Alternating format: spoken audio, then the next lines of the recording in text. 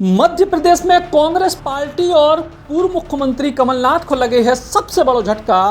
काय के कमलनाथ के खासम खास वे व्यक्ति जो लगातार शिवराज सरकार के खिलाफ मुखर होते वे अब भाजपा में चले गए हैं। जी हां, कांग्रेस पार्टी के प्रदेश अध्यक्ष कमलनाथ के बेहद करीबी और उनके खासम खास मीडिया विभाग के उपाध्यक्ष नरेंद्र सलूजा ने भारतीय जनता पार्टी ज्वाइन कर ली है मुख्यमंत्री शिवराज सिंह चौहान के सामने। सलूजा जी चिंतक, बहुत अच्छा सोच रखने वाले और उनके मौलिक विचार कई बार अद्भुत होते हैं। प्रधानमंत्री श्रीमान नरेंद्र मोदी जी के व्यक्तित्व और कृतित्व से और बाकी कारण वो स्वयं बताएंगे से प्रभावित होकर आज भारतीय जनता पार्टी के इस परिवार में सम्मिलित हो रहे हैं। भारतीय जनता पार्टी एक वैभवशाली, गौरवशाली, संपन्न और समृद्ध भारत के निर्माण के लिए मोदी जी के नेतृत्व में काम कर रही है और राष्ट्रीय पुनर्निर्माण का हिस्सा अब हमारे सलूजा जी हैं। उनके आने से भारतीय जनता पार्टी को मजबूती मिलेगी, बहुत बल मिलेगा और एक ऐसा नेता जो अपने तर्कों के और तथ्यों के आधार पर अपनी बात रखते हैं, भारतीय जनता पार्टी के पास होंगे। मैं भारतीय जनता पार्टी परिवार में उनका हृदय से स्वागत करता हूं, उन्हें शुभकामनाएं देता हूं। वो परिश्रम पूर्वक पार्टी का काम करें और देश के निर्माण में अपना अमूल्य योगदान दें। मेरी ओर से बहुत बहुत शुभकामनाएं।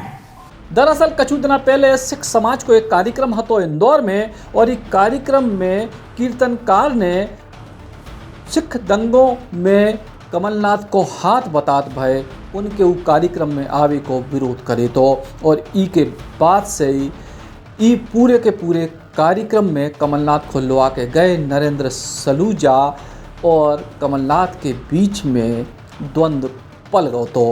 और अब नरेंद्र सलूजा को कहवो है कि सिख समाज के कीर्तनकार के द्वारा उठाओ गो मुद्दा उनकी आंखें खोल गो और भी सिख समाज के विरोधी कमलनाथ के संग काम नहीं कर सकत। भारतीय जनता पार्टी के कुशल नेतृत्व आदरणीय नरेंद्र मोदी जी, शिवराज सिंह चौहान जी, वीडी शर्मा जी, सबका आभारी हूं कि मुझ जैसे एक अदन्य से कार्यकर्ता को भारतीय जनता पार्टी में स्थान दिया। मैं बहुत संक्षिप्त में माननीय मुख्यमंत्री जी को जाना है तो एक भूमिका बताना चाहता हूं कि मैंने भारतीय जनता पार्टी में प्रवेश का और कांग्रेस छोड़ने का निर्णय क्यों लिया।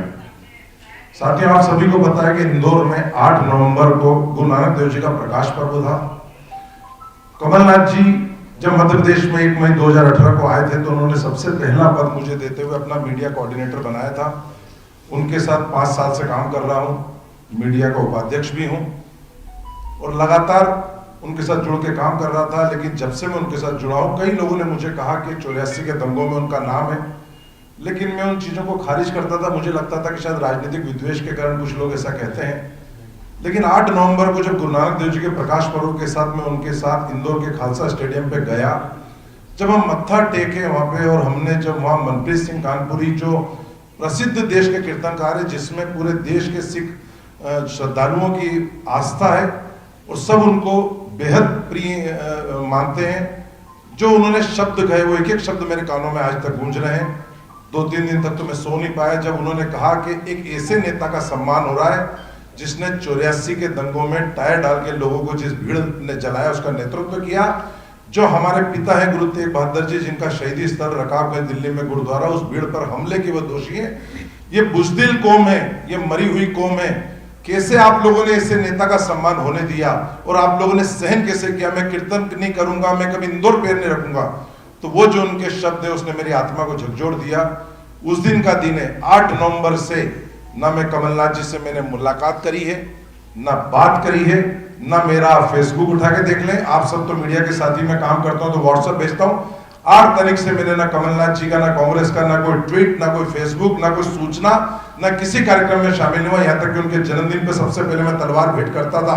हर वर्ष के फोटो है मेरे, इस बार जन्मदिन पे बधाई देने भी नहीं आया, क्योंकि एक ऐसे व्यक्ति के ऊपर जिसके ऊपर मैं सबसे पहले अपने धर्म का हूं, समाज का हूं, और मुझे आहत किया है, मैं उस व्यक्ति के साथ नहीं रह सकता जिसके ऊपर मेरे धर्म के लोगों ने, जिस प्रकार से दिल्ली, पंजाब के और वर्ल्ड के, ऑस्ट्रेलिया से ज्ञानी गुरुदेव सिंह जी का वीडियो आया कि किस प्रकार सिखों के 84 के दोषी उसका स्वागत कर रहे हैं, तो ऐसे व्यक्ति के साथ तो मैं कभी नहीं रह सकता। इसलिए मैंने निर्णय लिया है कि मैं ऐसे पद को, ऐसे व्यक्ति को, ऐसी पार्टी को ठोकर मारता हूं। मेरे लिए पहला मेरा धर्म समाज है, क्योंकि भारतीय जनता पार्टी की रीति नीति से प्रभावित हूं। शिवराज जी की विनम्रता, सहजता, कार्यशैली और जो जनता के बीच में सहजता से उपलब्ध होते हैं, जो उनके वीडी शर्मा जी के संगठन की जो क्षमता है, अद्भुत क्षमता है, उससे प्रभावित हूं। तो मैं भारतीय जनता पार्टी में प्रवेश ले रहा हूं और यही मेरे पार्टी छोड़ने का कारण है, क्योंकि मैं ऐसे नेता के साथ नहीं रह सकता जिसके ऊपर मेरे धर्म के लोगों का हत्या का आरोप हो। जिस प्रकार से ये किताब सामने आई अभी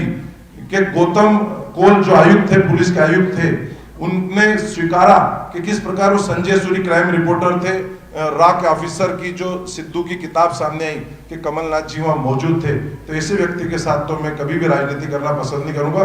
ऐसी राजनीति को, ऐसी पार्टी को, ऐसे नेता को मैं ठोकर मार के भारतीय जनता पार्टी में प्रवेश कर रहा हूँ। आदरणीय शिवराज जी का बहुत बहुत धन्यवाद, जो मेरे जैसे कार्यकर्ता को उन्होंने अपनी पार्टी में स्थान दिया है, और पूरी उम्मीद और विश्वास दिलाता हूं कि जिस ईमानदारी से मैंने आगे पूर्व में भी राजनीति में काम किया है, उसी ईमानदारी के साथ आपके नेतृत्व में काम करता रहूंगा, यही आपको विश्वास है। उतई अब कांग्रेस पार्टी ने एक पत्र जारी करे है।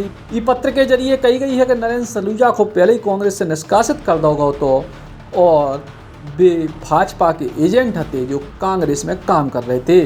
कांग्रेस पार्टी में रहकर भाजपा के एजेंट के तौर पर काम कर रहे मीडिया विभाग के पदाधिकारी नरेंद्र सलूजा अपनी मूल पार्टी में चले गए हैं। कांग्रेस पार्टी में जो भी गद्दारी करते हैं उन सबको भारतीय जनता पार्टी अपने कुनबे में शामिल करती है।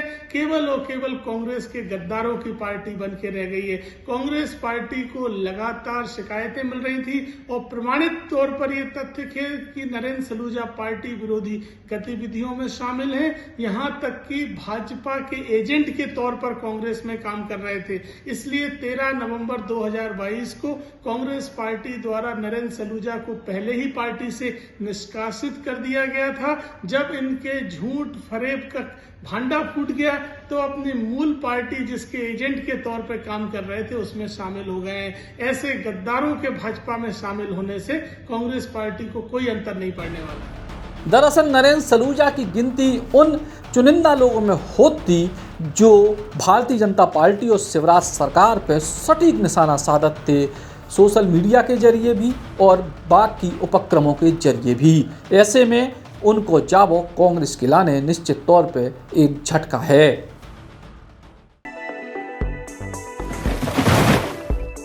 सर्वोत्तम निर्माण के लिए माइसन सीमेंट।